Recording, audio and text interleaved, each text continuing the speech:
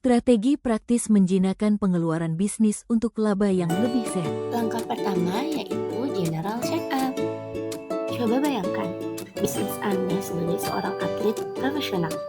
Seorang atlet tidak bisa hanya berlatih keras setiap hari dan berharap menang. Ia perlu check-up rutin. Ia butuh data untuk tahu apakah latihannya sudah benar atau malah merusak tubuhnya. Bisnis Anda pun demikian. Menjalankan bisnis hanya berdasarkan perasaan atau perkiraan itu sangat berbahaya. Mungkin Anda merasa bisnis sedang untung, tapi jangan-jangan sebenarnya ada suatu biaya yang memperkecil keuntungan bersih bisnis Anda. Check-up keuangan ini tujuannya cuma satu, yaitu mengubah perkiraan menjadi sebuah fakta. Banyak yang langsung malas mendengar ini. Wah, pasti ribet, harus buka laptop, bikin tabel yang aneh-aneh. Tunggu dulu, lupakan semua itu. Kita mulai dengan cara yang paling sederhana. Ambil sebuah buku catatan kosong atau buka saja aplikasi Notes di ponsel Anda.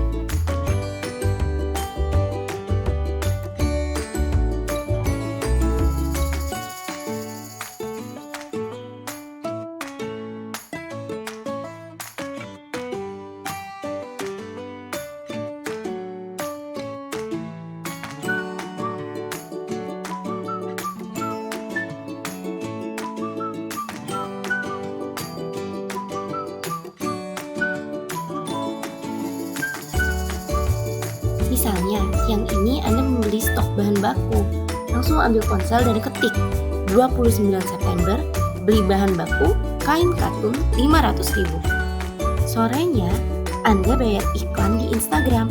Ketik lagi 29 September, bayar iklan Instagram 150.000. Malamnya, Anda bayar ongkos kurir. Catat lagi 29 September, bayar kurir antar barang 35.000. Lakukan ini secara konsisten. Dengan melakukan hal ini, Anda sedang memasang CCTV pada keuangan Anda. Tidak akan ada lagi pengeluaran goib atau transaksi misterius di akhir bulan. Anda akan mendapatkan sebuah kekuatan baru, yaitu kesadaran. Anda akan tahu persis kemana perginya setiap uang yang Anda hasilkan. Setelah kebiasaan ini berjalan, katakanlah selama sebulan, langkah kedua yaitu terapkan aturan 80/20 pada biaya. Apa maksudnya? Maksudnya ialah kemungkinan besar 80% dari total pengeluaran bisnis Anda hanya disebabkan oleh 20% dari pengeluaran bisnis Anda. Akhirnya, Anda tidak perlu pusing memikirkan cara menghemat semua hal. Itu melelahkan dan hasilnya tidak seberapa. Anda hanya perlu menemukan pengeluaran terbesar di bisnis Anda dan fokus di sana. Caranya bagaimana? Dari catatan yang sudah Anda kumpulkan di langkah pertama, coba luangkan waktu 1 jam di akhir bulan. Baca kembali semua catatan pengeluaran Anda. Sambil membaca, coba kelompokkan dalam benak Anda. Anda akan mulai melihat pola. Anda akan sadar, oh ternyata pengeluaran untuk bahan baku ini sering sekali muncul ya. Atau, wah biaya untuk iklan bulan ini ternyata besar juga totalnya. Setelah Anda rekap, coba urutkan di pikiran Anda, mana kelompok pengeluaran yang paling boros, mana yang nomor 2, mana yang nomor 3. Maka, Anda akan terkejut saat menyadari bahwa dari belasan atau puluhan jenis pengeluaran, hanya ada 3 atau 4 kelompok saja yang menjadi beban keuangan Anda. Mungkin itu adalah kombinasi dari biaya sewa tempat, biaya bahan baku, dan biaya gaji karyawan. Itulah 20% penyebab yang menciptakan 80% masalah biaya Anda. Nah, di langkah berikutnya, kita akan bahas strategi untuk menjinakkan monster-monster satu persatu. Langkah ketiga, negosiasi ulang dengan supplier. Bayangkan, kamu sedang menjadi pelanggan setia di sebuah warung makan. Tiap hari kamu beli 1 porsi nasi goreng. Harganya yaitu segitu-segitu aja. Tapi, suatu hari, kamu tanya ke penjual, "Pak, kalau saya beli 10 porsi sekaligus, bisa lebih murah nggak?" Dan ternyata bisa. Bisnis pun begitu. Banyak orang merasa harga dari supplier itu sudah harga mati. Padahal kalau kita berani bicara, sering ada ruang untuk bernegosiasi. Misalnya pemilik toko roti yang biasanya beli tepung 50 kilo per minggu, setelah ia bernegosiasi, supplier memberi harga grosir lebih murah dan tambahan tempo pembayaran. Hasilnya, toko roti itu bisa menghemat jutaan rupiah setiap bulan tanpa menurunkan kualitas produknya.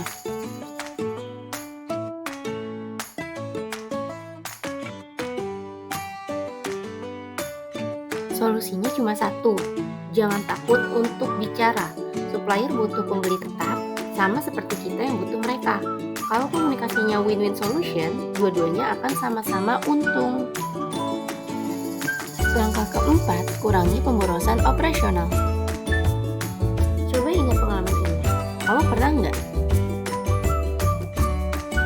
bayar langganan aplikasi tiap bulan, tapi ternyata nggak pernah dipakai? Atau lampu di kamar nyala semalaman karena kamu ketiduran? Itu contoh kecil pemborosan. Nah, bayangkan kalau hal itu terus terjadi di bisnis. Satu restoran pernah kaget karena tagihan listrik mereka selalu membengkak. Setelah dicek, ternyata banyak alat dapur tetap dicolok walaupun tidak digunakan. Akhirnya mereka mengganti lampu dengan LED hemat energi dan membuat aturan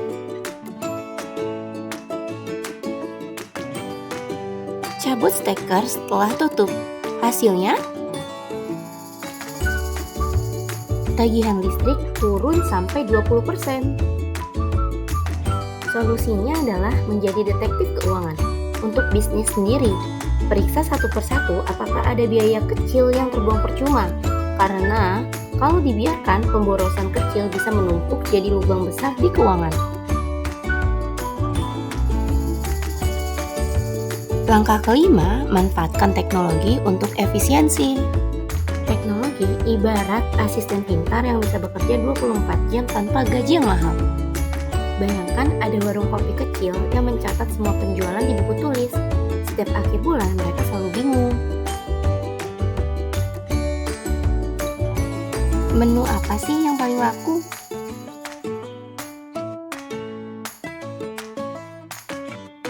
Setelah mereka beralih ke software kasir sederhana, jawabannya langsung terlihat jelas. Kopi susu yang paling laris, es teh yang jarang diminati. Nah, dengan data itu mereka bisa atur stok lebih tepat dan mengurangi bahan yang terbuang.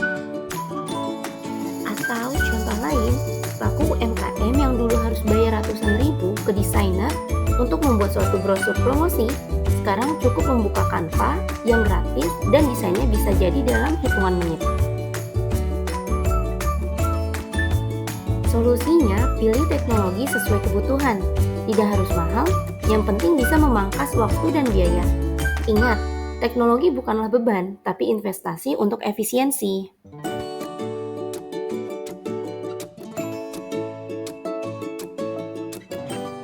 Langkah keenam, optimalkan sumber daya.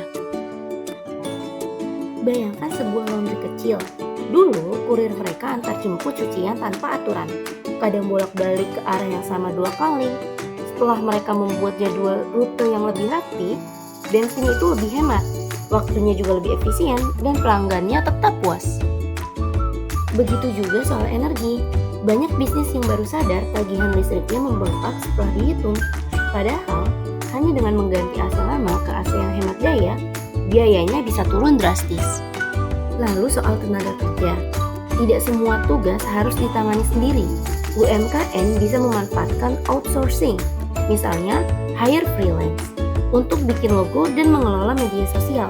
Dengan begitu, biaya tetap tidak bengkak, tapi kebutuhan bisnis tetap terpenuhi. Solusinya jelas, fokus pada inti bisnis. Tenaga, waktu, dan biaya diarahkan ke hal yang menghasilkan. Sisanya, serahkan ke cara yang paling efisien, entah lewat perbaikan alur kerja, penghematan energi, atau outsourcing. Jadi, setelah melakukan check up dan tahu pengeluaran terbesar, langkah berikutnya adalah menjinakkan biaya. Caranya, negosiasi ulang dengan supplier, hentikan pemborosan operasional, manfaatkan teknologi, dan optimalkan sumber daya.